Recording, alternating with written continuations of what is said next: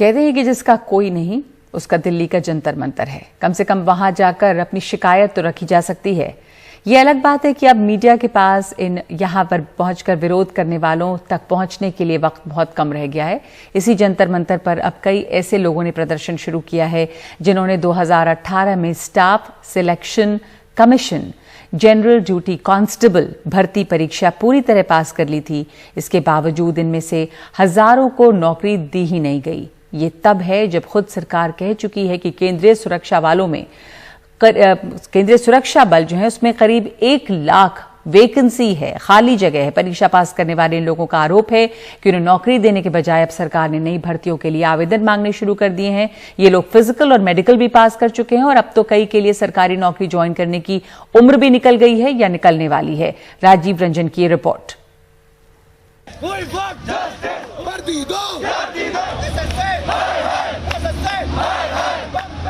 दिल्ली के जंतर मंतर पर बैठे इन प्रदर्शनकारियों को पुलिस ने समझाया और फिर हटाने के लिए लाठी चलाई। पुलिस के खिलाफ नारे भी लगे। ये वो बेरोजगार हैं जिन्होंने 3 साल पहले SSC GD की परीक्षा पास की, फिजिकल और मेडिकल कसौटियों पर भी खरे उतरे, लेकिन इन्हें नौकरी नहीं दी गई। करीब 60,000 भर्तियां होनी थी, 55,000 हुई, इनको छोड़ दिया गया। वैसे कुल 1,09,000 लोग हैं जो इस नौकरी के दावेदार हैं।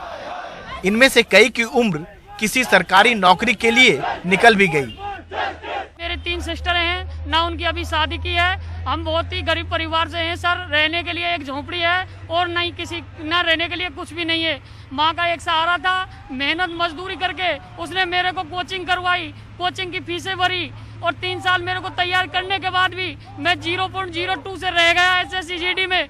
तो मैं सरकार से एक ही अपील करना चाहता हूँ, ऑल कैंडिडेट को जोनिंग दे। हमारे पास अब मैं ओवरएज भी हो गया हूँ, ना मैं कोई भर्ती देख सकता, नहीं कोई हमारा सपना वो चूर हो गया। हम बस ये चाहते हैं कि हमारी ज्वाइनिंग हो, क्योंकि इनके पास जब पद खाली पड़े हैं तो हमको क्यों नहीं लिया जा रहा, क्योंकि हम medical fit, return fit, physical fit सब कुछ हमने सारी स्टेज पास कर लिया। हम तो ये चाहते हैं कि बस सरकार हमको भर्ती कर ले, क्योंकि हमें अगर 6 महीने तक ये रखेंगे भी ना, हम बॉर्डर पे की सिक्योरिटी करने के लिए तैयार हैं, क्योंकि हम तनख्वाह भी नहीं चाह रहे हैं, लेकिन हमको बस ज्वाइनिंग दो। अगर इनके पास जो है ना मतलब वित्त नहीं है ना तो हम वो भी स्वीकार है, लेकिन हमको बस ज्वाइनिंग चाहिए, क्योंकि हम जो है ना हमारे पास लास्ट मौका है, क्योंकि हम अब दोबारा से एग्जाम नहीं दे सकते, हमारी ओवर एज हो चुकी है।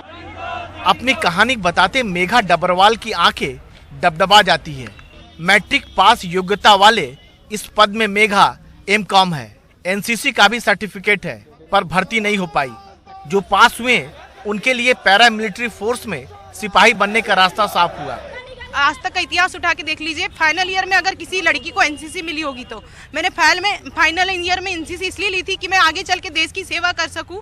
3 साल NCC करने के बाद, NSS करने के बाद और स्पोर्ट्स में नेशनल लेवल तक खेलने के बाद जब मैं मेरिट लिस्ट से बाहर हूं तो बहुत अखर थी सर कि कम नंबर वाले मेरिट में शामिल है और हम योग्य होके भी यहाँ रोड पर बैठे। अब आपके पास कोई विकल्प नहीं है? कोई विकल्प नहीं सर। हम लोग 3 बहन हैं, पापा मजदूरी करते हैं और मैं बड़ी हूँ घर में, तो सबसे बड़ी होने के नाते मैंने यही सोची थी कि सबसे मतलब मैं अपने परिवार को संभालूं, अपने परिवार का देखरेख करूं, क्योंकि भाई तो है ही। हम लोग 3 बहन हैं और घर में बड़ी होने के नाते एक लड़के की भांति मैंने अपने आप को बना के रखी हूँ। सरकार से बस यही मांगे कि ऑल मेडिकल फिट को ज्वाइनिंग दी जाए, क्योंकि हम लोग शारीरिक और मानसिक रूप से बहुत प्रताड़ित हो गए हैं। कई लोग ने आत्महत्या कर ली है। ऐसा न हो कि ये जो युवा है देश हित की रक्षा करने के खातिर गलत रास्ते पे आ जाए।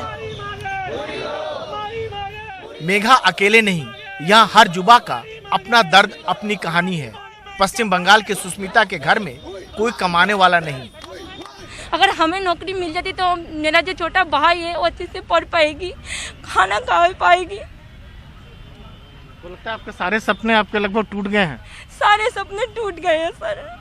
और जब छोटी थी तब से मम्मी छोड़ के गई है। हम 2 बहन, छोटी भाई थी, हमने बहुत मेहनत करके यहाँ तक आई हूँ सर। हर रोज बहुत मेहनत की हूँ सर। उसके बाद भी हमें ज्वाइनिंग नहीं दिया गया सर। हमें सरकार से यही विनती है कि वो हमें ज्वाइनिंग दे दे सबको, ऑल मेडिकल फिट को। बहुत दिक्कत आ रही है सर, हमें घर में बहुत परेशानी आ रही है, रहने नहीं पा रही है सर घर में। इस भीड़ में आस एक बार तब जगी जब इसी पद के लिए सरकार की तरफ से वैकेंसी फिर से निकली। पहले ही करीब 5000 कम लोगों को नियुक्ति पत्र मिला था, फिर नई वैकेंसी ने इन सबको उम्मीद दी है। इन्होंने सिर्फ 55,000 पदों पे ही कैंडिडेट को ज्वाइनिंग दी, नियुक्ति पत्र जारी किया है, जबकि हमारे पास जो वैकेंसी निकाली थी इन्होंने 60,210, उसमें 5,000 खाली पद छोड़ दिए हैं।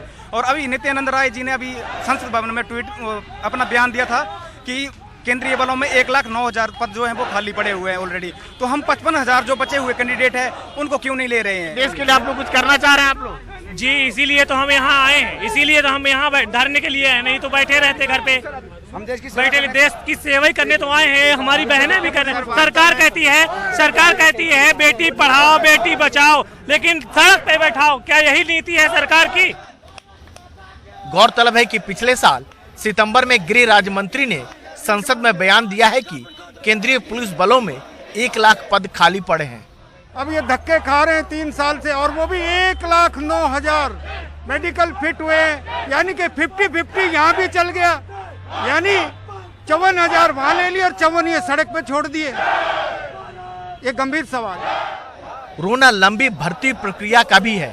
2018 की वैकेंसी रिजल्ट 2021 में आवेदन करने वालों की दलील है कि वो तमाम क्राइटेरिया में फिट हैं, लेकिन 3 साल के इस लंबे अंतराल की वजह से बहुत सारे लोगों की उम्र अब किसी नौकरी के लिए आवेदन करने लायक भी नहीं रही। इन युवाओं की मांग इस लिहाज से वाजिब लगती है कि जब सरकार के पास इतनी बड़ी संख्या में उपयुक्त उम्मीदवार मौजूद हैं, तो फिर चयन के लिए नए सिरे से कवायद करने की क्या जरूरत है। दिल्ली के जंतर मंतर से कैमरामैन पूजा आर्या के साथ राजीव रंजन, NDTV इंडिया।